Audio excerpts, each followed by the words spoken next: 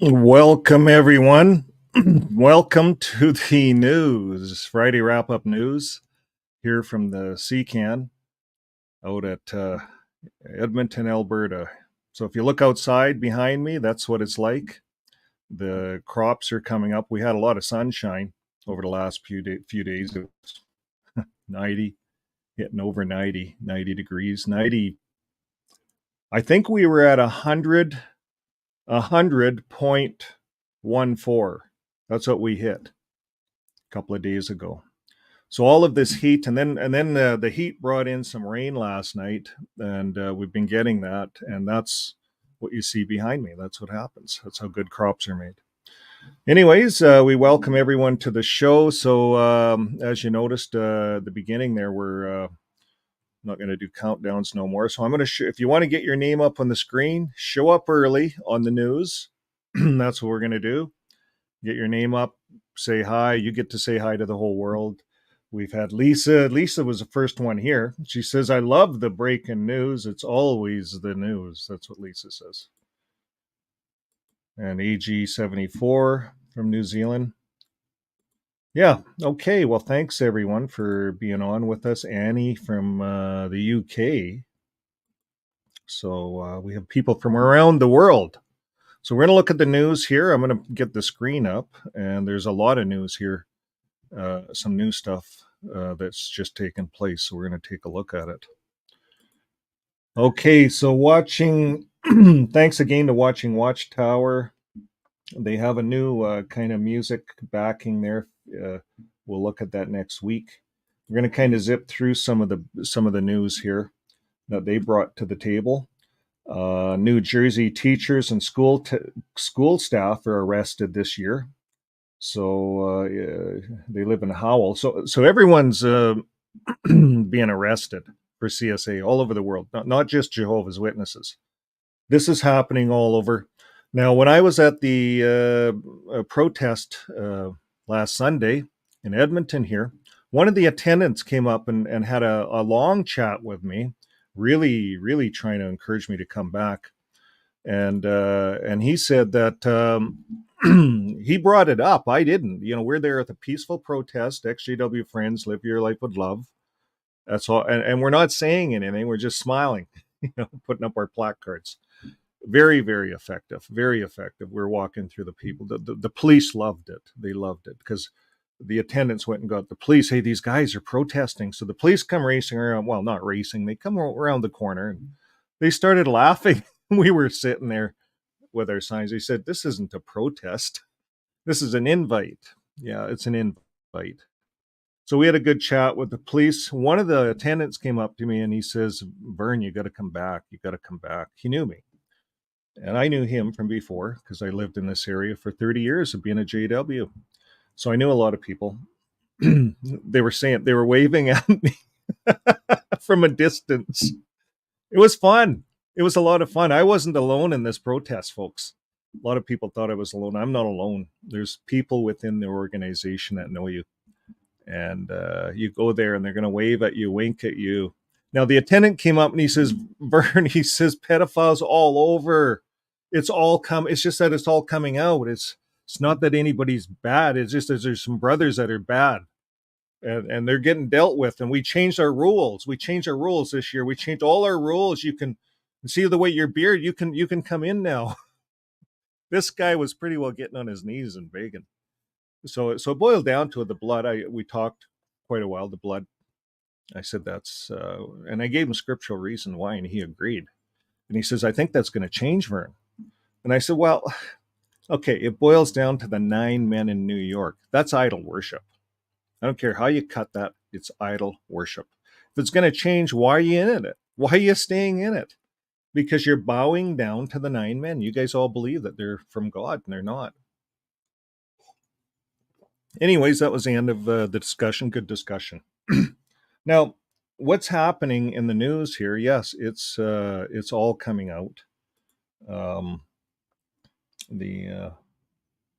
Everywhere. New Jersey teachers.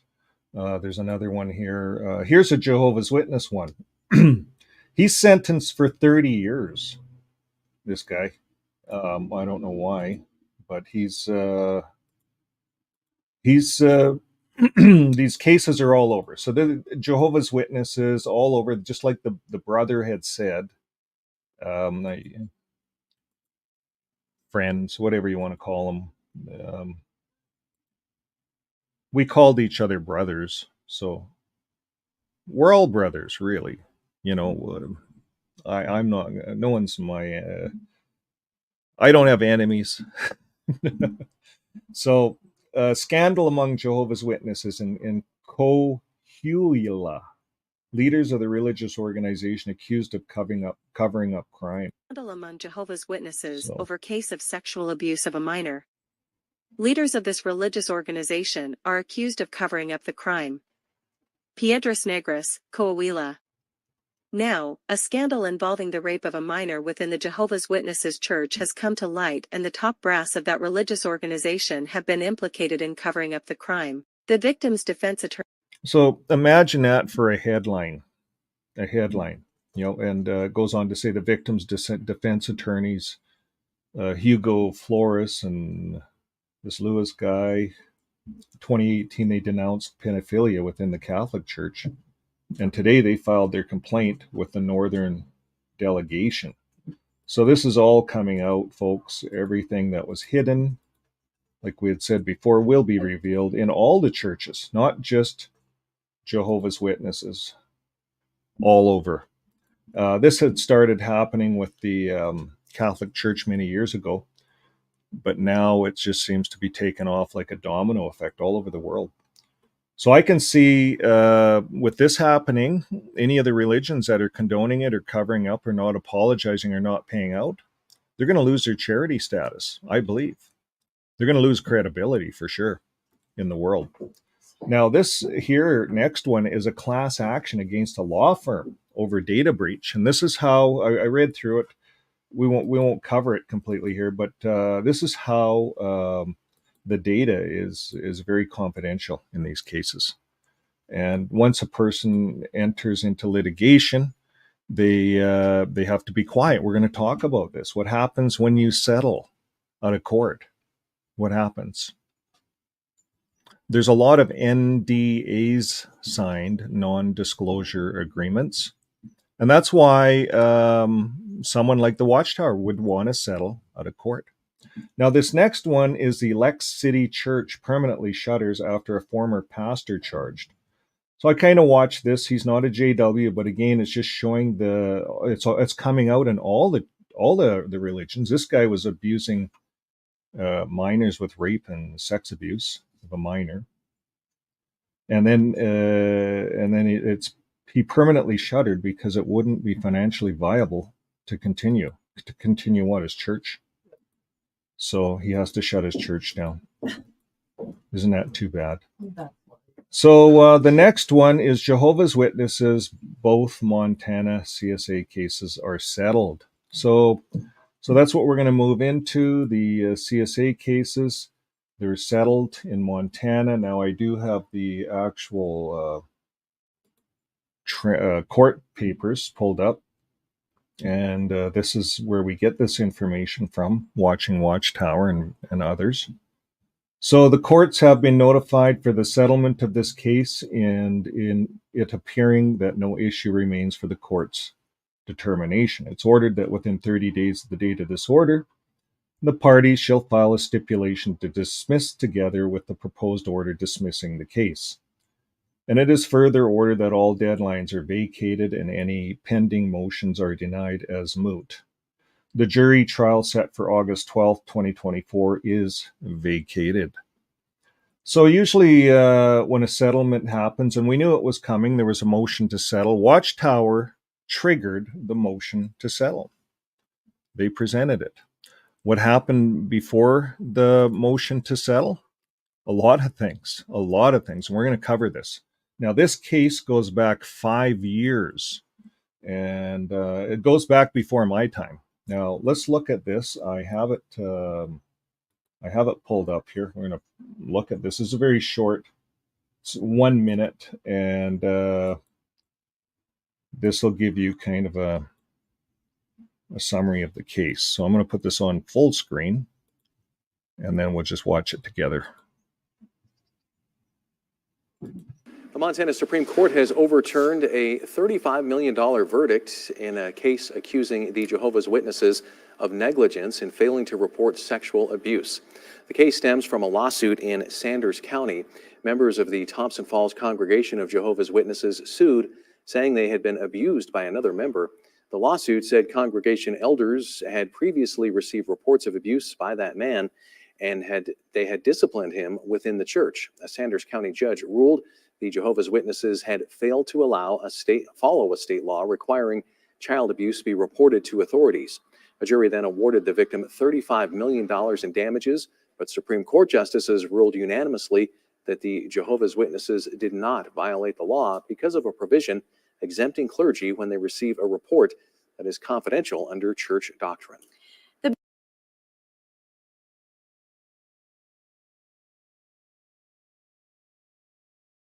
Okay, so that gives you the gist of it. That goes back to, let me just take a look at it here.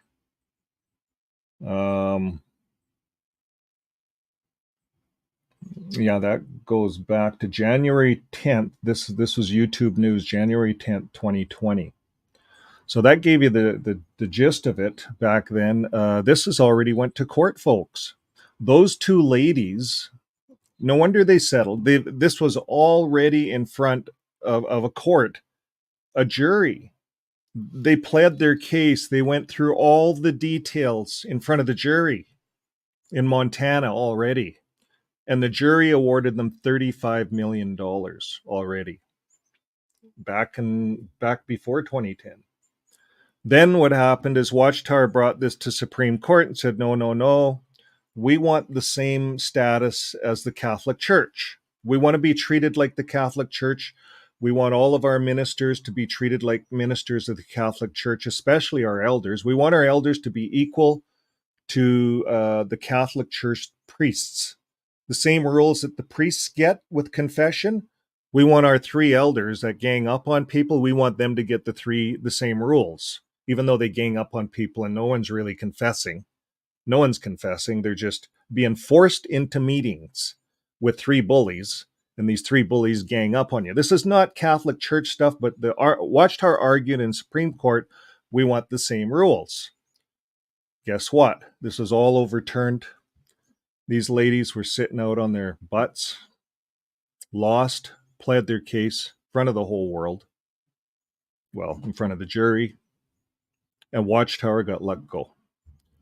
So lo and behold, they changed the rules in this state. And they said, no, we're going to extend this. Montana's pissed. Judge Waters pissed. She's in Montana. We're not going to allow this. So they changed the rules. That's what's happening, folks, all over the world. They're changing rules and they're holding Watchtower accountable. So they they changed the rules, reintroduced the the case, and now it's went up the ladder. What's happened? Well, we're going to move forward. Now, this is a guy at the time, John Redwood, at the time, 2 years ago. I'm going to read what he said. Very good writer, John Redwood. He says, yes, the latest filings are significant. What we are dealing with here is legal frustration with the Watchtower.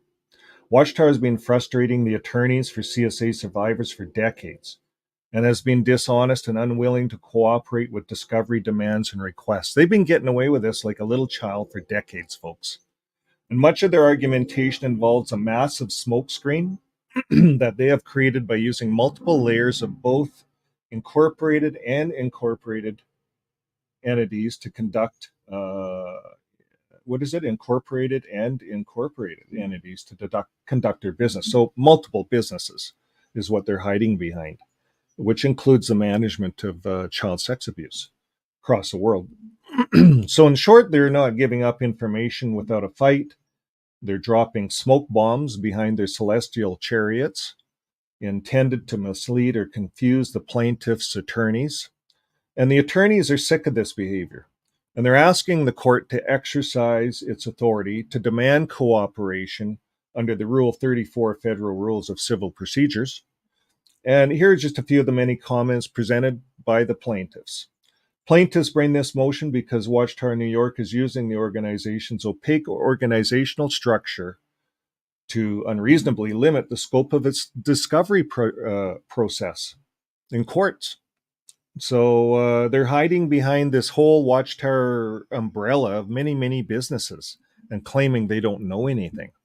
They even claimed in Montana that they're having no business with the local congregation, that Watchtower New York, so because they changed the structure of the company in the last few years. So they thought they'd be bold enough to go into court with this and say, yeah, we don't have anything to do with Montana. And the two ladies says, excuse me, we're going to prove you wrong. And they did. So, conclusion of the brief, the organization is one of the conglomerate all working towards same goals led by the same group. I kind of covered that. Watchtower's hiding behind their many companies. Watchtower New York, what do they have? Watchtower New York, Watchtower Pennsylvania, then the CCJW, the Congregation of Jehovah's Witnesses, and then the Service Department, then the Legal Department, and the U.S. Branch Committee, the branch office, and many other entities established that the Watchtower New York has the ability to obtain discoverable documents and information at the New York headquarters. So the exhibits attached are very significant. They represent both internal documents discovered by the plaintiff's law firm as well as public court documents from multiple other cases. And I'm happy to answer any questions about the case. Someone's unclear what's going on. Just look up this fella here on Reddit, John Redwood. Nice article. Now, in all fairness, I wanted to go out and see what a Jehovah's Witness has to say online. And so I got this from Quora. And we want to be fair on our newscasts. We're going out there to the world with this stuff. Hopefully there's a lot of PMOs on looking at this. So we want to be fair. Let's read this. And there's some good points. And we'll leave this up to the you guys online to put some comments in as to refuting this. I'm not going to get into a lot of debating. This is just news. I'm just going to read it. So this is from an active member, Robert Gibbs. He's a dedicated JW from 1974 until present. And the question is, did the Jehovah's Witness Watchtower lawyers blame the Thompson Fall elders' actions in the Montana 35 million child abuse case? And were the allegations proven to be true? And why are they appealing instead of apologizing to the victims? So that's good questions, right? That's questions I would have to the Watchtower. So Robert Gibbs is elected. He's got a lot on this. Not much. Here's what he says. I'll read the whole thing. We'll blow it up even so you guys can see it. There we go. He says the issue of the confidentiality and the confessions is an issue that the churches have struggled with for centuries. Catholic priests still hold the confidentiality and the confessional as absolute. Jehovah's Witnesses have had the same struggle with balancing respect for confidentiality with the protecting the congregation. In the past, some elders struggled with the question of whether they were obligated to report a confession to the police or whether their only obligation was to encourage the wrongdoer to do so themselves. I don't know the specifics of the Thompson Falls case, but I understand it involves events which occurred many years ago. In more recent years, congregation elders who deal with these confessions have received better guidance from the organization on how to protect members of their congregation. So that's all true. Thanks for that, Robert Gibbs. We agree with everything you're saying, but it still doesn't answer the question of accountability for those people back then when their lives were destroyed. Turned over. To this very day, they're getting old. They're older. Their whole lives destroyed. It doesn't handle that issue. None of it does, Robert. And Robert, I found that you opened up with churches. Now, here for all those years, Joe, and I've been one for 30 years, Robert. All of JWs always thought they were a little different than all the churches, but here now, and you're not the first to tell me this because I was told this at the convention this year. It's almost like you guys are being taught this line, but you're lumping yourselves in with Christendom. You're saying it's all over. We're just like Christendom. That's what you're saying right at the outset, Robert. That's what they told me, the attendant at the assembly. Same stuff. This is almost word for word. So yeah, and then you open up with the Catholic priests still hold this as confessional as absolute. Well, yeah, we all know the Catholic priest problem, and for decades, us Jehovah's Witnesses went out there and broadcasted to the world, we're not like them. We do not have a CSA problem like them. And here all along, it was happening in front of my eyes. I didn't know it, Robert, because of the 2-witness rule and the old elders book. I didn't know it. All those years, there was pedophiles walking amongst myself. I was working with them. One was an elder. Both were elders. I was working with them side by side. My daughter was spending time with them at their place. I still don't know what happened because it's all kept secret in a blue envelope now. And back then, there was a 2-witness rule. So anybody that came forth, I had one young lady come forth at work, and she was talking about the elder I was working with in the service. And she was working for me, and she said this happened. She ended up quitting because she went forth. I told her, take it to the elders, take it to your mom and dad. So she did. And no one listened. Wasn't 2 witnesses. So she quit. I don't know what happened to her. I turned everything I know over to the police, by the way. But anyways, this is what's happening, Robert, all over the world. It's bad. Okay, we're going to move forward, folks. Here's a website you can look at. It's called JW Child Abuse. I'll link it in the description below. But we're going to take a look at what's going on all over the world with Jehovah's Witnesses. This isn't just not Montana. This is just not a few cases. This is all over the world, folks. Now, Mark O'Donnell left a nice post, and Ruby covered it on the breaking news just yesterday. So I'm not going to read through it. If you want to see what Mark said, just watch Ruby's video. She spelled it out nicely. He just more or less summarized everything and how Jehovah's Witnesses have sabotaged their own ability to stand in trial in both cases. And Judge Susan Waters didn't let him get away with squat. Now, one of the other things I was going to point out is here's another thing that's come out in this court case, and there's a lot of good that these 2 ladies did for the whole world of ExJWs. They brought this guy to justice. They brought him to their knees. They brought the Watchtower to their knees, by the way. When you bring someone through, they've already had a jury give them $35 million in the first runaround. This case is so bad. It's so bad. I don't even know all the details, and right now it's confidential. NDAs are signed. We don't need to know the details. But Watchtower got brought to their knees. They tried to hide behind the Catholic clergy penitent privilege. The people that they've been knocking for 100 years. The Catholic priests. And now they're buddies with them. They're on the same team. We're all together in this Christendom.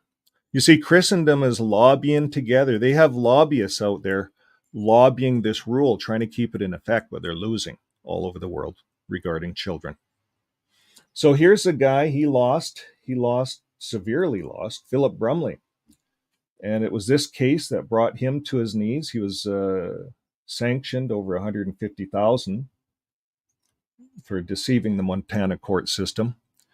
And he appealed it all the way up to the 9th court, flew up to Alaska, and they told him, yep, you're denied. He had to pay it, the $150,000. He's a stain in the legal system. He lost his credibility in the whole legal system. This man here, the Jehovah's Witness, famous Philip Brumley. Mark O'Donnell talked nicely about him. This guy, I've never seen him again in any legal case. So perhaps he's working in the back rooms at jw.org with shame written all over his face, I hope, for lying and deceiving people. So this will be posted, linked in my description. So any of you, if you're watching for the first time, you can look at all the details.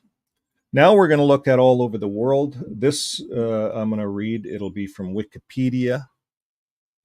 And this is going to show us that this is going down in the history books of mankind. This is Wikipedia. JW.org, they have all kinds of activists and lobbyists out there. They can't refute any information that I read. This will be in the encyclopedias of the world forever. Worse than it shows up worse than the Catholic Church here. They have their own page just on JWs, how they deal with child abuse. Take a look at it. It's its own page. So we're going to cover all of this. So there's a lot of stuff here. We're going to cover the two-witness rule, questioning the victims, reproof, comparisons with other religions, the 2014 investigation into the United Kingdom, the 2015 Australian Royal Commission, we're going to touch on that, the New Zealand abuse allegations, lawsuits in Canada, the UK, the US, and we're going to look at that. So we're going to go through this whole bit here on this channel today. So if anybody wants to come on and talk, you're more than welcome. I put the link for the live at the top. So if you want to come on, you're more than welcome to come on and share your 2 bits about what's happening in the Jehovah's Witness religion. It's all coming out. Everything that is hidden is now basically revealed. You see, the Montana court case, it has shown the world that Watchtower has been proven guilty on how they go to court. They're proven guilty. They're proven to be liars and deceivers. Everything that the Bible says is wrong, they're doing in court. And they're justifying it. And that's what I can't figure out. How do they justify it? Well, we read Robert Gibbs, a JW. He's all his life since 74. That means he's went through the 75 crisis. And, he's probably an expert from JW.org writing those things. And I heard it myself from an attendant Sunday. They're saying, well, everybody else is having problems. We're no different. And I said, there's your problem. You're no different. You're the same as Babylon. So he couldn't say anything. The guy at the assembly, Robert, he didn't touch on it. So this is what we're dealing with, a religion that they're okay with being the same as everyone else. Now, I know if I was in and this came up, I wouldn't be okay with it. I wouldn't be okay, and I'm not okay, but back then I wouldn't be okay with it. I know me. I wouldn't be okay with it. This is some bad stuff. So we're going to read through this together. I can put it up on the screen and let you see what I'm reading. So before I do that, I'm going to have a little break. I got to fill my water glass. And if you've been going to the assembly this year, what's the main theme of the convention this year? Well, they say it's about Jesus, right? It's about Jesus, but anyways, I'll play this little commercial. Turn your music down. It's a little bit of a song. It's my money one. Here we go. Money.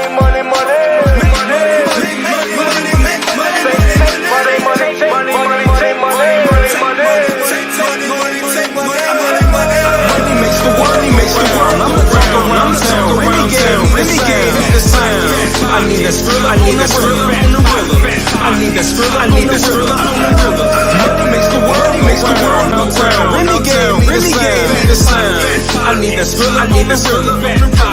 I need a skrilla on the rhythm. You got a $5 bill, put your hands up. You got a $10 bill, put your hands up. You got a $20 bill, put your hands up. You got a $50 bill, put your hands up. Holla, holla, holla. Money makes the world go round. I'm the talk around town. Remy gave me the sign.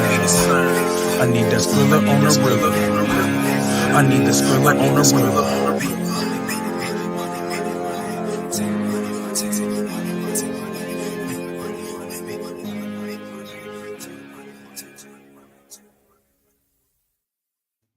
Yeah, it's interesting. I ran a video on this the other day, and they say all over their website that the convention is free. Did you know that's false advertising? There's a couple of ways to throw on large events. Ticketmaster says so, and they say that the two ways are you pay per head to cover the event, or it's based on donations. So when you advertise, you have to advertise this convention is put on based on donations. Now you can get in free based on donations, and you can put that in small print, but you have to put in there based on donations, or you're supposed to, or else it's false advertising. Now, when you go to this convention, every day at the end of the last talk of the convention, they have a money talk. And they're just working people over for money. They're broke. Their humanitarian needs, disaster needs. They're really building up a fear complex, making people fearful, really fearful. Fearful to the point that the attendants are getting on their knees to beg apostates to come back. Pretty much, except the getting on their knees bit. But I like to exaggerate sometimes, but I usually tell you. Just like my green screen or my window back there. Anyways, let's move on. We're going to talk about Jehovah's Witness handling of child sex abuse all over the world. It's bad. Now, here it is. Various courts, media around the world have raised concerns about the manner in which cases of child sex abuse are handled when they occur in the congregation.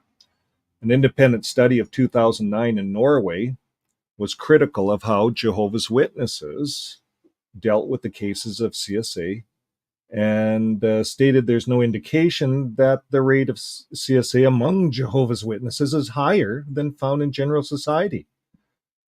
The organization's stated position is that it abhors CSA.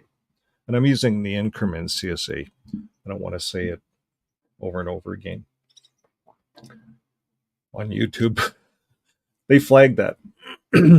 Now, in 2015, it was disclosed that Australian branch of JWs had records of 1,006 alleged perpetrators of CSA, relating to more than 1,800 victims since the 1950s. None of which were reported. I repeat, none of which were reported to the police. None of them. And some media and courts have reported that JWs, Jehovah's Witnesses, I'll say JWs, employ organizational policies which the group says are Bible-based that make the reporting of CSA difficult for members. And some victims of CSA have said that they were ordered by local elders to maintain silence to avoid embarrassment to both accused and the organization. And that's a big thing. That's what we've been seeing all over the place. Protect Jehovah's name, keep Jehovah's name clean. Well, God doesn't need man to keep his name clean. Come on, elders. Let's grow a little bit of a mind. This is about a business move to save the business. I did a video a while ago. If you're a car manufacturer and you have a defect in your car, and engineers, whistleblowers come out, engineers in your company come out and blow the whistle, what do? Well, a lot of times these whistleblowers go missing. They get rid of them. And the Watchtower has done everything short of getting rid of, but they went on to demonize the whistleblowers and make them the evilest thing on earth. So it's interesting. So in 2002, Jehovah's Witnesses office, Public Information Office, published its policy for elders to report allegations of child abuse to authorities where required by law, even if there was only one witness. This happened in 2002. And in 2016, a UK judge upheld a ruling against JWs or Jehovah's for failing to protect a victim of child sex abuse. And the Supreme Court rejected an attempt by the Watchtower to block a charity commission inquiry into how the organization's charity handles allegations of abuse. Well, I'll tell you right now how they're using their charity money. They're using their charity money to pay lawyers, lawsuits, court fees, lost cases. And you think of that Montana case, they already were awarded $35 million. Now, the average Catholic case that's going on a class action lawsuit. That's where JWs, instead of hiding behind we didn't do it, we don't know. I think that's done. Cat's out of the bag, Watchtower. You're done. This Montana case has proven that you're behind every one of these CSA cases in the world. They've done their job exposing you. Now I hope the hell they settled for a hell of a lot more than $35 million, because they had to go through all this other bullshit dealing with your lying, deceiving Brumley lawyers, Watchtower. So I hope the hell it's more than $35 million. I hope that they've doubled it. Now, the average Catholic case, there was one for 200, it was a class action, 292 people, 104 million. It's about 354,000 per person. Not much. 354,000 per person, class action. You see, this case was not class action. It's right against the Watchtower. Because why? They're lying and deceiving the courts and hiding behind anything they can hide behind. They're throwing all these smoke screens, smoke bombs in court, hiding behind everything. They've been getting away with it. So it's all over now. Now they're going to have to do what the Catholics are doing. They're going to have to go in with a class action, or they're going to be paying big time if they go case by case. They better just go class action, stand back, make the apologies, and then everyone gets a divvy of whatever the court gives. I think the courts are going to give a hell of a lot more money. That's what I think. Okay, now in 2002, the public office. 2019, elders in New Zealand were told to destroy documents. Remember that? 2019. we all over YouTube, ExJWs have the video. We played it on our channel. Yeah, they're telling them destroy the records because we're held accountable for these records. They told all the elders all over the world this. Maybe they don't have any records to show in court. That's why they had to settle. You see, they're going to take them to court. The records are all destroyed. Watchtower claims they're trying to hide behind all this stuff. Now it's out. They're going to have to pay a whole lot of money out. How do you stay alive? You see, it's cheaper if you're paying. If you stand back. Okay, we did it. We're guilty. Let's just pay this out and get it over with and apologize. Maybe it would be cheaper, but when they're not apologizing and they're getting sued, like what's happened in Montana, it's going to be millions upon millions for Watchtower. And we'll never know because these cases are signed off, non-disclosure. We'll never know. We're only making assumptions. Okay, moving forward, the UK independently inquired into CSA abuse, was critical of the JW policy that there must be 2 witnesses to cases of abuse before elders would consider the allegation. This was investigated back then, 2019. Then the 2-witness rule. Jehovah's Witness congregation judicial policies require the testimony of 2 material witnesses to establish a perpetrator's serious sin in an absence of confession. While the organization considers this policy to be a protection against malicious accusations of sexual assault and states that this 2-witness policy is applied solely to the congregational discipline and has no bearing on whether a crime is reported to the authorities in countries where there is no mandatory mandate to do that. Now, DNA evidence, medical reports, or information from forensic experts or police that prove sexual abuse may be possible be accepted as a valid second witness. However, critics argue that without mandatory reporting for all accusations of abuse, regardless of local laws, such evidence could remain undetected. And this approach is also being criticized for its focus on determining guilt, overlooking the seriousness of the initial abuse, and allowing a pedophile to go unpunished until they have been caught abusing multiple victims. And this is what's happening. And that would be what I would say to Mr. Gibbs, the nice JW that left us his message on Quora. So, these are all problems with this 2-witness rule. Now, they have changed this. We've been reading the 2024 Elders book, and it's still an eye-opener reading the judicial book. It's a judicial book. It has the word judicial in it 337 times. It has the word loving kindness in it 15 times and the word love in it only 5 times, Love by Itself. It's not a loving book. It's a book of rules.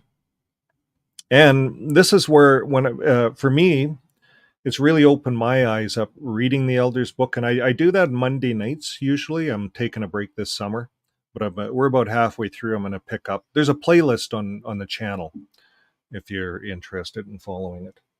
But we just covered all of this stuff. And it's been an eye-opener for me because now I know who to blame. The Montana ladies did the right thing. They brought this all the way up the chain, and the blame is resting at Watchtower. You see, Watchtower is saying, no, we don't even know anything about Montana, and that's BS. We all know that all over the world. We know that we're highly controlled. The elders are highly controlled like puppets by the Elders book. You can't go outside, and it's the faithful slave. They're the ones that get idol worship. You see, the Bible takes second place in an elders meeting when it comes to the Elders book. The Elders book comes first.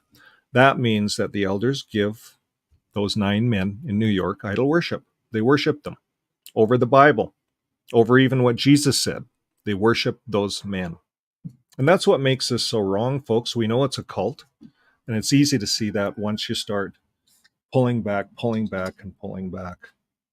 So that's what we do on this channel. We help with survivors that are coming out so they're not depressed because of the shunning policy. We have a Wednesday live. Last night it went on for 6 hours.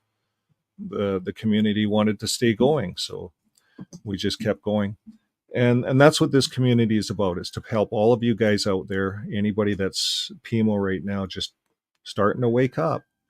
There's a community here, and we all see this. It's easy to see. So let's talk a little bit more about questioning the victim. The Watchtower Society representative testifies that the organization does not consider itself responsible for physical protection of children in the community. This is what it's saying.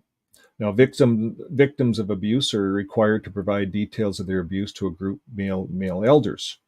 So they have to report to these three bullies, I call them, and they are bullies. 3 men ganging up on a little girl, no defense. It's a bullying tactic. Now, they're provided, these victims, these little girls or whatever, are provided, they have to provide details to their abuse to a group of male elders, which may cause additional trauma.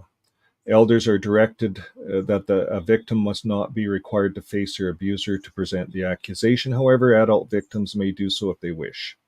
Now, why are elders even involved? I don't know.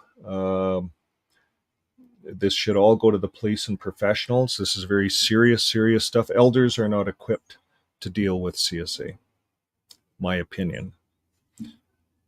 And I base that because they have no training.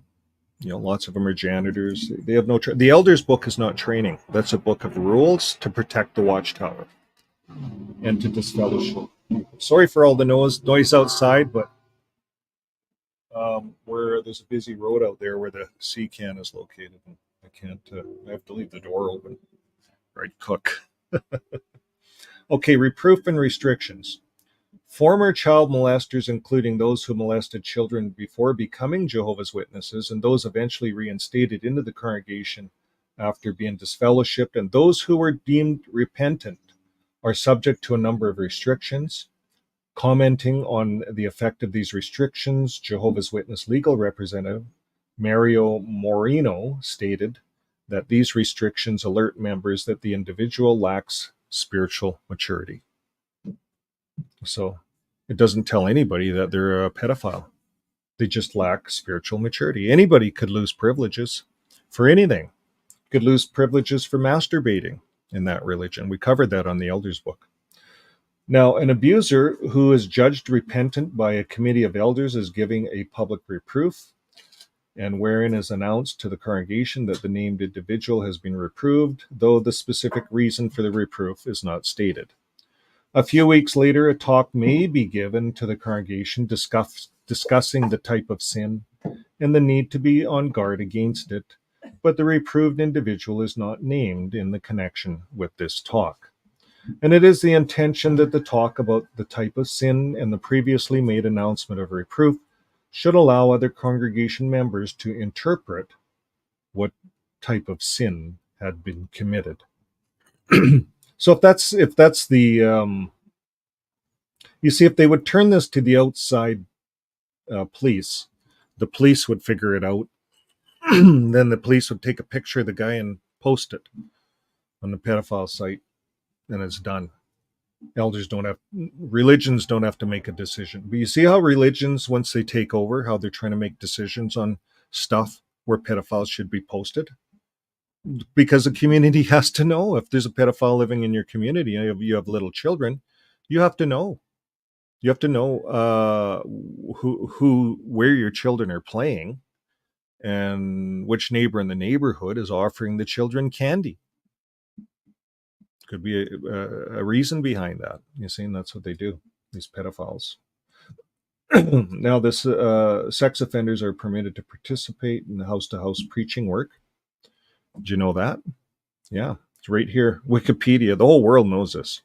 So they're allowed to participate in the house-to-house preaching. According to the Watchtower spokesperson, J.R. Brown, such ones are only allowed to preach when accompanied by a responsible adult. Now, in 2016, a convicted child sex offender was filmed going door to door for the denomination. So yeah, this is out of, they don't have elders. They say that, eh?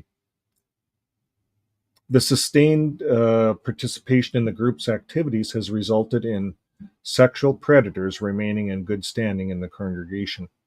Elders are instructed that if a child abuser moves from their congregation to another, they must send a letter to the body of elders in the new congregation.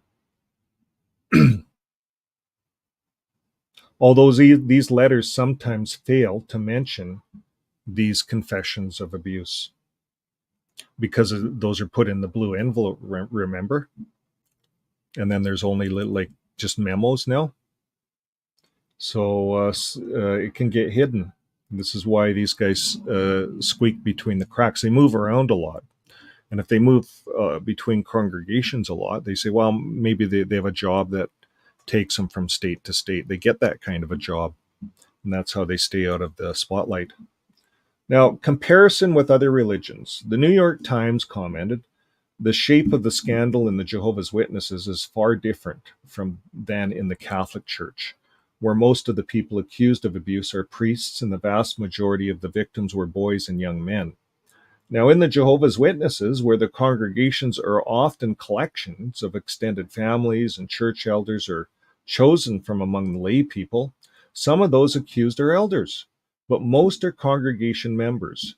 And the victims who have stepped forward are mostly girls and young women, and many accusations involve incest. So you see the difference here, folks? The Catholic Church, it's mostly priests and young men, young boys. And in the Jehovah's Witnesses, it's all over the place. All over the place. Because if you're in the field ministry and the goal is to put in more preaching, you watch any of the Jehovah's Witnesses videos, it's all geared toward the preaching work.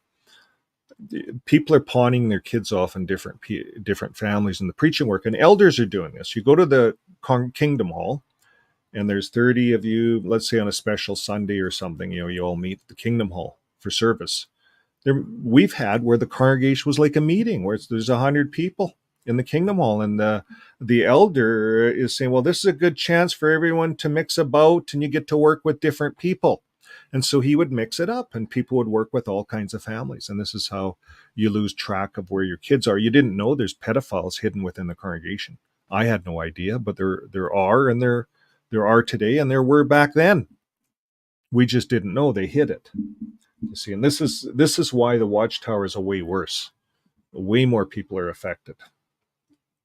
Now, in 2008, the Watchtower Society of Britain, in discussions with the UK Charities Commission, undertook to produce a child protection policy and updated its procedures to bring them into line with other religions and secular bodies. So where'd Jehovah go?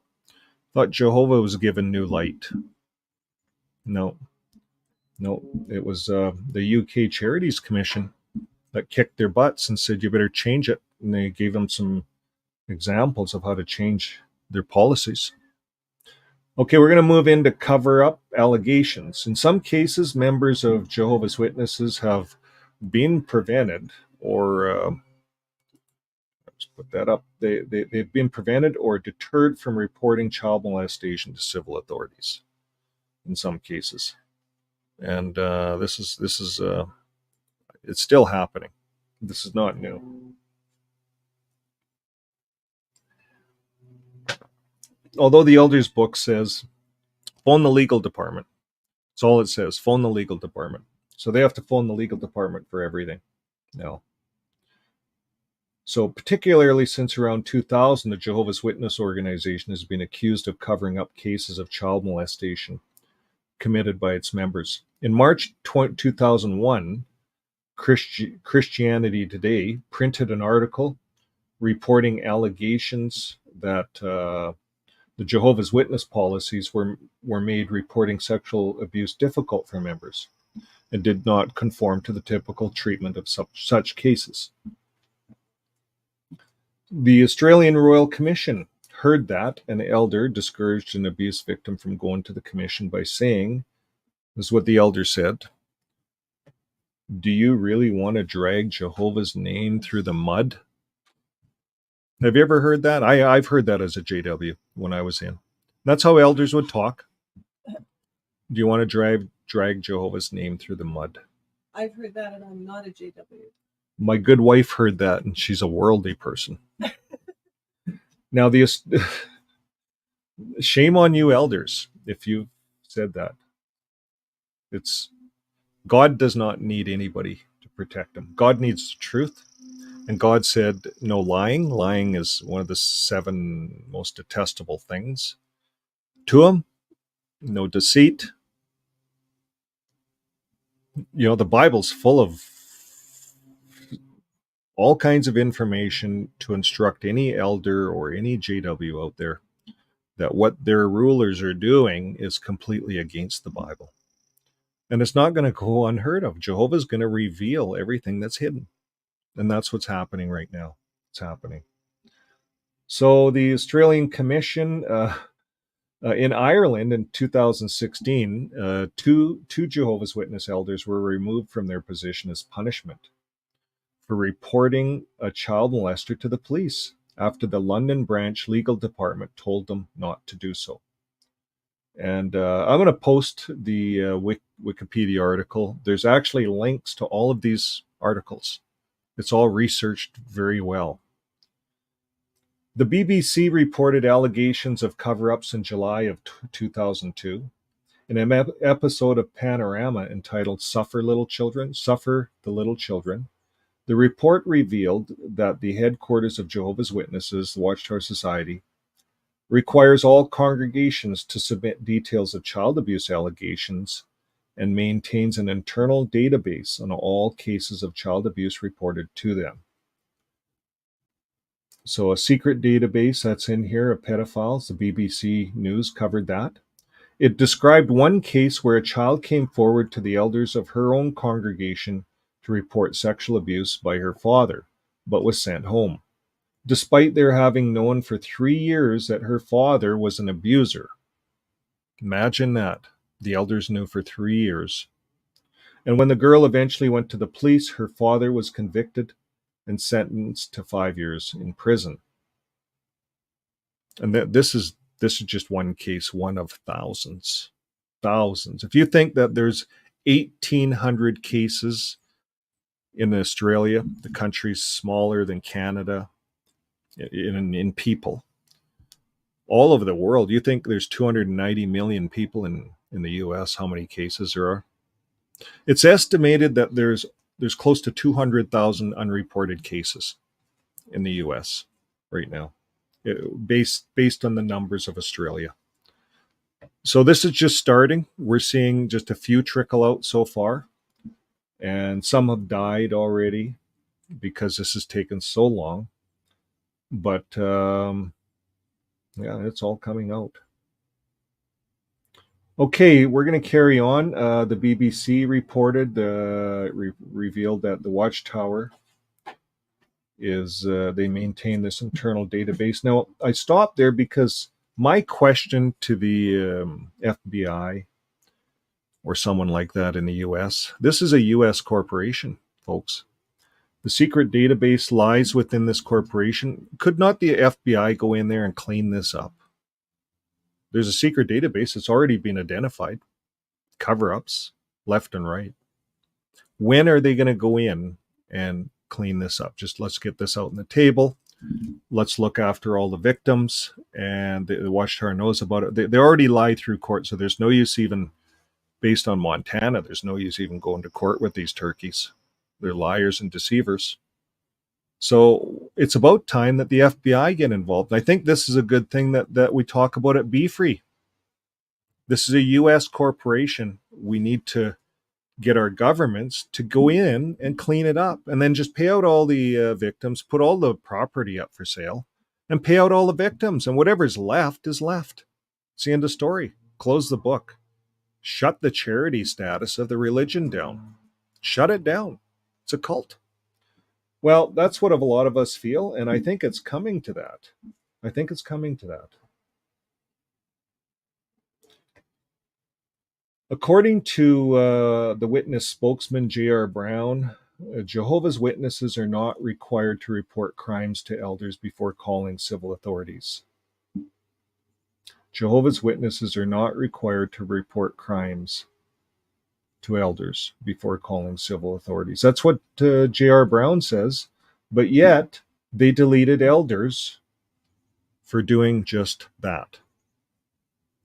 So they say one thing, but they do another thing. Hypocrites. They're hypocrites. Victims and their families are free to call the police, he said, although some don't choose to, he says. The Watchtower Society maintains a policy with no explicit requirements for elders to report all child abuse cases, which is not required by law. So this is what it is. Watchtower says in their elders book, if it's not required by law to report, do not report.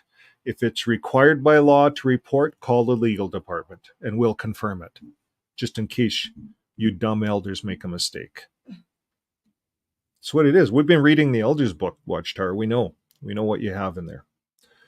Okay. Elders are instructed to leave matters in Jehovah's hands if an abuser denies the accusations and there is no second witness available. This is what's happening. Leave it in Jehovah's hands. Have you ever heard that? Well, that young lady that came to me at my business, she was raised JW. Tell her that. Leave it in Jehovah's hands. She quit the religion.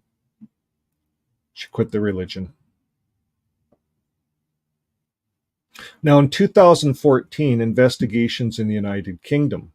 2013, at the Jehovah's Witness congregation of Moston, Manchester, England, church elders and convicted child sex offenders Jonathan Rose, following his completion of a 9-month jail sentence for pedophilia offenses, was allowed in a series of public meetings to cross-examine the children he had molested. Can you imagine that? That they allowed the pedophile to question the victims? Rose was disfellowshipped after complaints to the police and the Charity Commission for England and Wales. In a separate incident prior to the trial and conviction for rape and sexual assault, June 2014, of Mark Sewell, an elder of the congregation of Barry, Wales, the church conducted an internal investigation of the allegations where the women and children had to face their alleged abuser in a judicial committee hearings. Can you imagine that? Those bully of elders put the victims in front of the perpetrator. A child victim for whom Sewell was later convicted of rape alleged that she was questioned closely by the bully elders, bullies my words, church elders, when she came forward years after the attack and was required to describe the incident to them in an intimate detail. And this is the thing, we've shown this in the elders book. They ask a ton of questions. And with the Sewell present, with the perpetrator present. Imagine that. But her claims were dismissed by the committee and not taken to the police for further investigation. So you have a pedophile in there, a good talker, talks a person down, you liar, you're a liar, and the elders believe that crap. You see, you need professionals involved.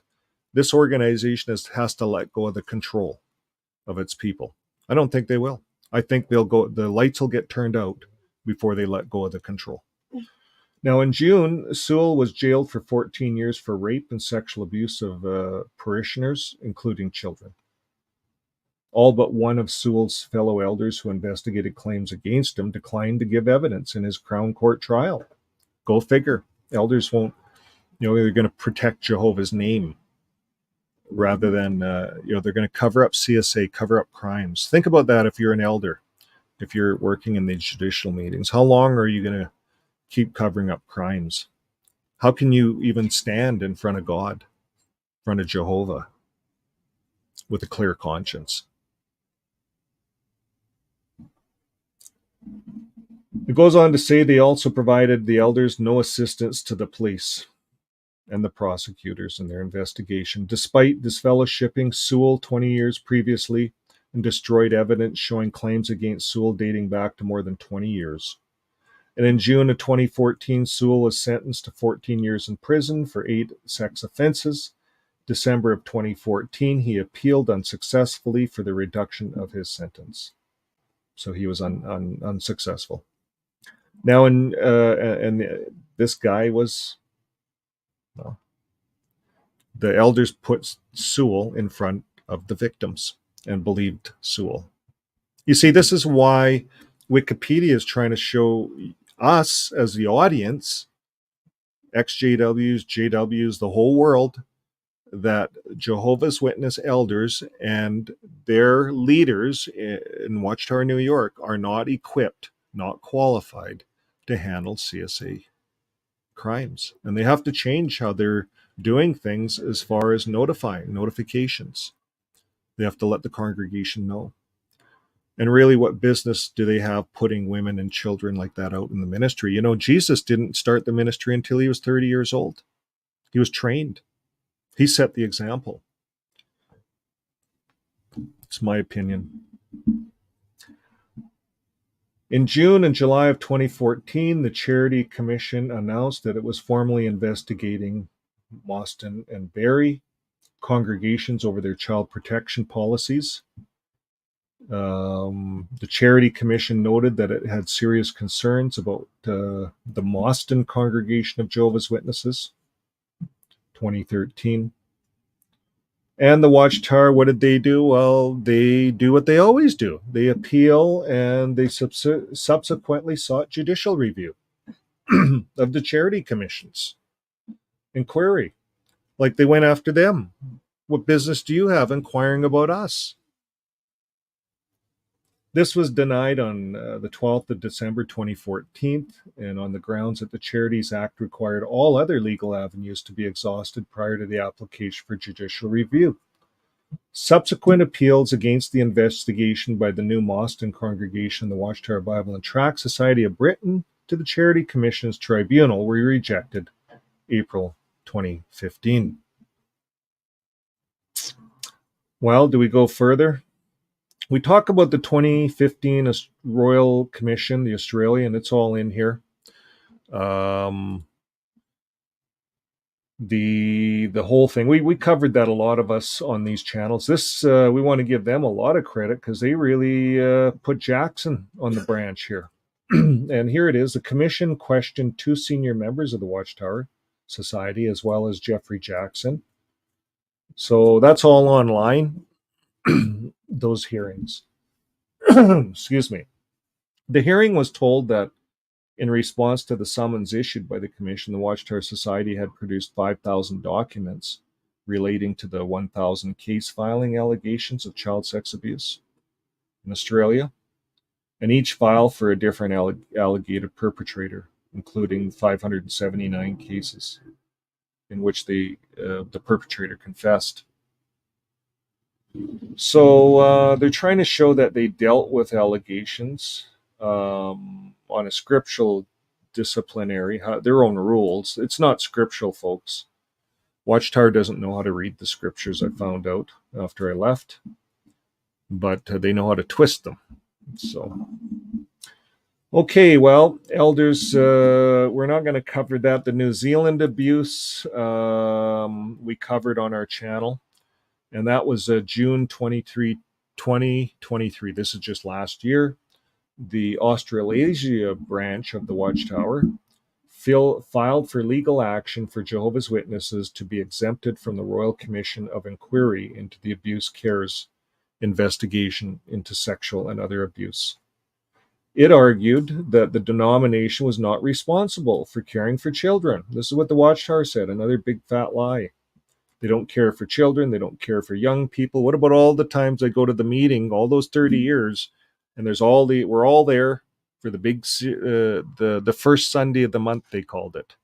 And everyone shows up at the Kingdom Hall, and the elder taking the group mixes everyone up, and we're all out in the ministry for 2 hours with other families. And sometimes your kids go for lunch, and you pick your kids up at the end of the day from some other house, some pedophile's house. In my case, I know, because I do have some inside information. I can't give it online, but I was picking my kids up at a pedophile's house. So I know there's a lot of you guys out there that were too. So this has all come out. Canada, in 2004, a Canadian court awarded $5,000 to a plaintiff for negligence of an elder who failed to follow the official policy of the church. However, the court dismissed it against the Watchtower and directed the plaintiff to pay the Watchtower's legal fees to $142,000. So this is why people are not taking things to court, because if you lose up here in Canada, you got to pay the legal fees of the Watchtower, if you lose. So then you gamble. Why am I even going to bother? Why bother? So this is where class actions are nice. There's enough information out, and hopefully there is right here. On September 15th, 2017, an application was filed in the Superior Court of Quebec for a class action lawsuit on behalf of victims of sexual abuse by Jehovah's Witnesses in Quebec. 3 corporations of the Jehovah's Witnesses were named. Like there's all these corporations. So they have to name all the different corporations. And in the 2019, the Superior Court granted permission for the class action to proceed. Watchtower's request for the appeal was granted by the Quebec Court of Appeal. So they appealed it. In 2017, it was also reported that the Calgary, Alberta law firm subsequently began an investigation for national class action lawsuit against Watchtower for cases related to child sex abuse. And subsequently, a nationwide class action lawsuit was filed in the Ontario Superior Court of Justice.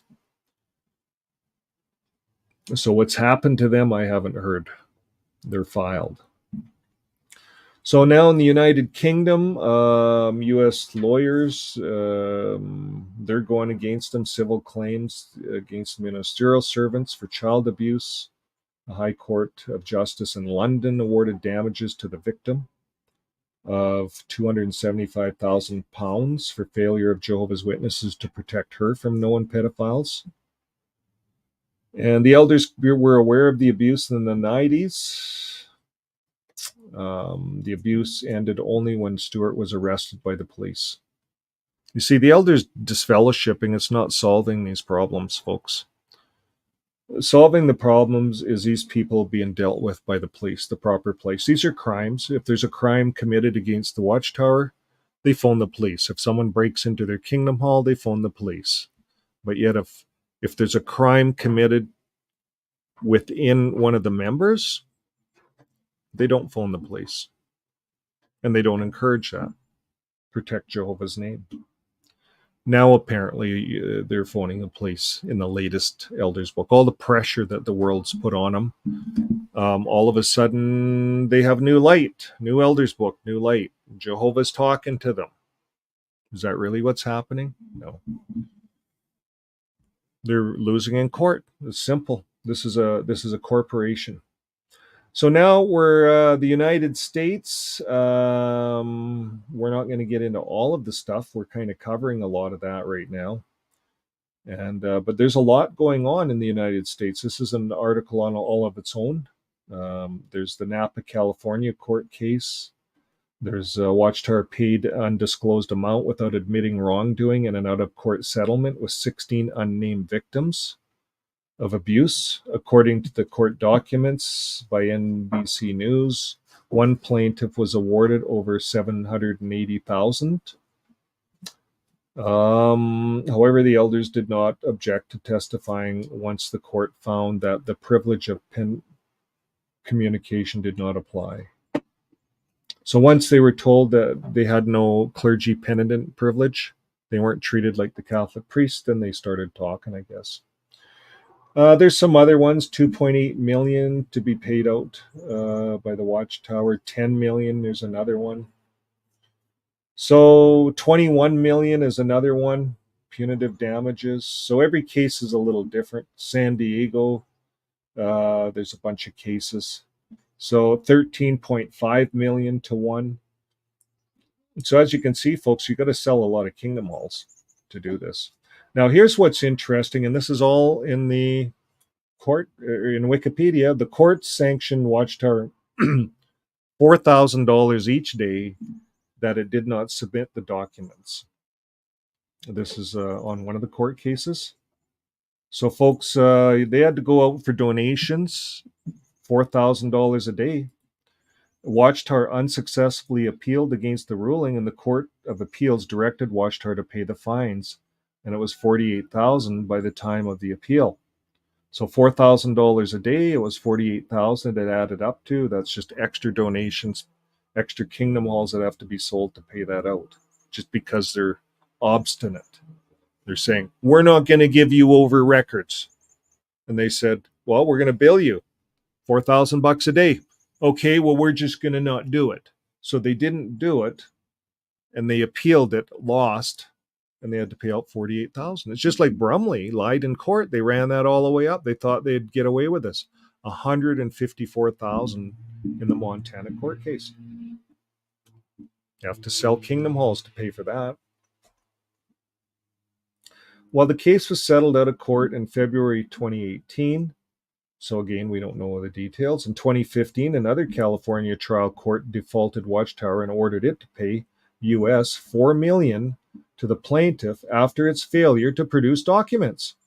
So they just got sick and tired of it in California, and they said, you pay the plaintiff $4 million if you're not going to produce documents. What happened? Watchtower subsequently offered to produce documents on a rollout basis and appealed the decision to the California appellate courts, but lost the appeal. Watchtower's further appeal to the United States Supreme Court was denied in October of 2019. And in 2014, it was reported that the law firm representing these lawsuits filed similar cases in other states: Connecticut, Vermont, California, Oregon, and New Mexico. So this is what's been happening. In 2018, Thompson Falls was awarded $35 million. We just covered that, claiming that the witness church failed to protect her. The case was focused on two-witness rule, so on and so forth, and now it's settled out of court. In July of 2023, a circuit court in Hawaii awarded $40 million in damages to a plaintiff identified as ND based on allegations that she was raped and sexually assaulted by Kenneth L. Apana, a church elder, when she was 12 years old in 1992. The process initiated in 2020 that included Apana and the Mackinac Congregation of Jehovah's Witnesses, as well as other entities associated with the Jehovah's Witness Church, also found that Apana abused other girls for 23 years. Apana admitted to many of the facts alleged, and the Jehovah's Witness part of the case was settled before the $40 million judgment against the perpetrator. So the Jehovah's Witness part of the case was settled before the $40 million. Interesting. Okay, well, that brings an end to the extra stuff on this, the extra information on CSA and Jehovah's Witnesses. So Mr. Gibbs on Quora, I hope he's looking at all of this stuff. It's hard to turn a blind eye to all of these things all over the world. I can't, and that's why we continue to do what we're doing. Well, that brings an end to our live today. Thanks for listening. It was a long listen, but I don't think it's the end of it. It's the start of it. We're going to see a lot more of it. Okay, Jennifer says, yes, I agree, and hiding it. Yeah, and Jennifer is from New Zealand, or Lisa. Lisa's from New Zealand. They don't want to apologize there. Ricky Bobby says Jehovah's Witnesses lack love. Love is supposed to be the true mark. It is. They can go to their assemblies and preach about it and talk about it, and they can examine Jesus and his love. But if they're lying in court and doing what they're doing, what we read about, what's on the news, what's public knowledge, how can you get up and talk about love? They do, but narcissists work a bit different than we do. So we cannot understand them. Apostate Pajamas, sorry, I'm 10 minutes behind. Well, welcome. And hello, Shack Composer. Okay, well, what we're going to do for the rest of the summer is we're gonna be doing some protests in Canada. We're gonna be reaching out to ExJWs that want to be part of a community, and ones that are just waking up, that are in the religion. Maybe they're a little bit afraid. They're asking questions, but they're afraid to, or they're being told that they shouldn't ask questions. Well, we're here, ExJW friends. So that's what we're going to do. We're going to roll out with that little commercial we had. So until our next video, keep living your life with love. Bye for now. Welcome, everyone, to the Fixing My Faith 2024 Canadian Tour. And the theme of the Canadian Tour is ExJW Friends. We're going to as many conventions across Canada as we can. Action. Welcome. Bob and Doug McKenzie have a message for you guys. In the summer. Oh, hi, Vern. And we're going to do what we're doing here in Edmonton, what we just did. And this is a little bit of a pilot test. It went very well. It's a peaceful protest. Live your life with love. All we need to do is, to any of the ones that are wanting to leave the religion and they don't feel safe or there's no community, well, this is a community on the outside. This is what we're showing them. exjwfriends.com. There's meetups, it's organized, and it's a lot of fun. So join us on Fixing My Faith. We have lives all week long. There's a beautiful community of ExJWs and others. Everyone's welcome. We welcome everyone. No, go ahead. And this campaign across Canada is a peaceful one. And I said, I haven't seen my daughter in over 2 years because I decided not to be a part of the religion. And I said to them, for the simple thing of a blood transfusion, let's say I was going to die. If I want to be in that religion, I have to let myself die. And this is why we're doing this. We're helping people. So that's why we're doing this across Canada. Join us if you're in Canada. If you're not, if you're visiting, join us. And we'll keep you posted as to where we're going next.